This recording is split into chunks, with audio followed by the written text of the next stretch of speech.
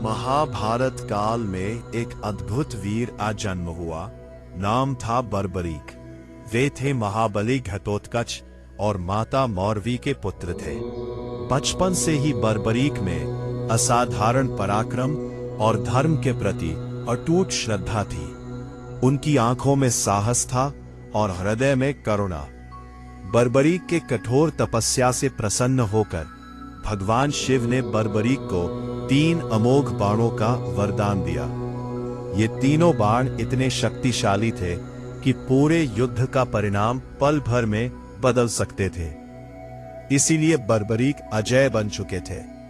जब महाभारत का युद्ध आरंभ होने वाला था, तब बर्बरीक ने प्रण लिया, मैं हमेशा हारने वाले पक्ष का साथ दूंगा। उसी समय मार्ग में उनकी भेंट ब्राह्मण वेश में भगवान श्री कृष्ण से हुई। श्री कृष्ण ने उनकी प्रतिज्ञा सुनी और भविष्य को समझ लिया। धर्म की रक्षा हेतु श्री कृष्ण ने दान में उनका शीश मांग लिया।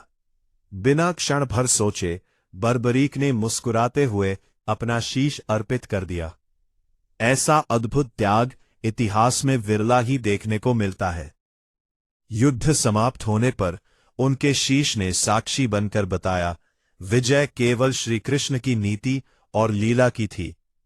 त्याग से प्रसन्न होकर श्री कृष्ण ने वरदान दिया, कलयुग में तुम श्याम नाम से पूजे जाओगे। महाभारत काल में एक अद्भुत वीर का जन्म हुआ। नाम था बर्बरीक। वे थे महाबली घटोत्कच और माता मौरवी के पुत्र थे।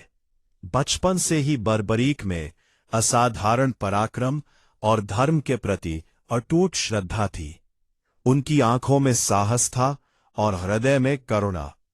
बर्बरीक के कठोर तपस्या से प्रसन्न होकर भगवान शिव ने बर्बरीक को 3 अमोघ बाणों का वरदान दिया। ये तीनों बाण इतने शक्तिशाली थे कि पूरे युद्ध का परिणाम पल भर में बदल सकते थे। इसीलिए बर्बरीक अजय बन चुके थे। जब महाभारत का युद्ध आरंभ होने वाला था, तब बर्बरीक ने प्रण लिया, मैं हमेशा हारने वाले पक्ष का साथ दूंगा। उसी समय मार्ग में उनकी भेंट ब्राह्मण वेश में भगवान श्री कृष्ण से हुई।